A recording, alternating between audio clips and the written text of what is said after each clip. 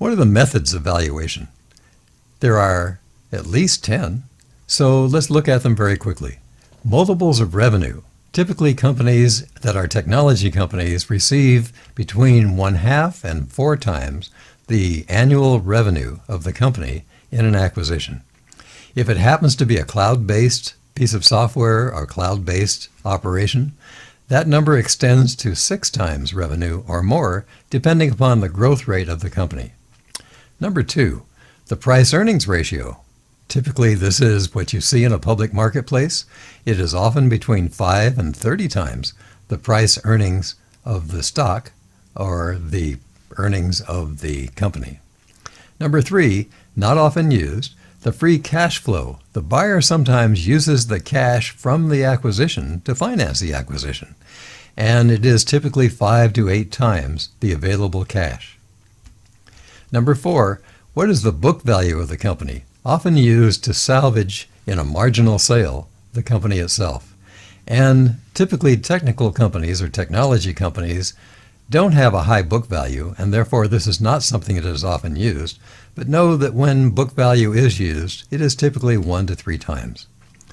Number 5, what is the liquidation or salvage value? That is the bottom line. This is what would happen if you had to liquidate the company assets using an auctioneer or any other form. It is the lowest possible valuation that you might find. How about what is the replacement value?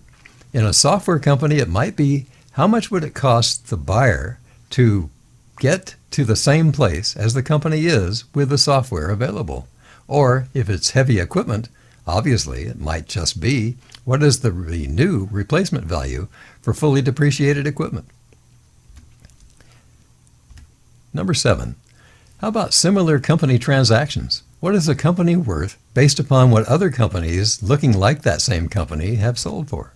Number 8, are there any recent transactions within the same company and that price having been determined by either share sales or an ESOP or an employee stock option plan sale or something of the kind? Number 9, what is the discounted internal rate of return? That is to say, if we project into the future and we're fairly accurate in what we think the projections are based upon our past, going backward and discounting for the valuation for the present, what would this company be worth if the company made the numbers in the next 3 years that we estimated it would make, discounted to present value? And number 10, obviously, how about comparative public company valuations to the company that you have?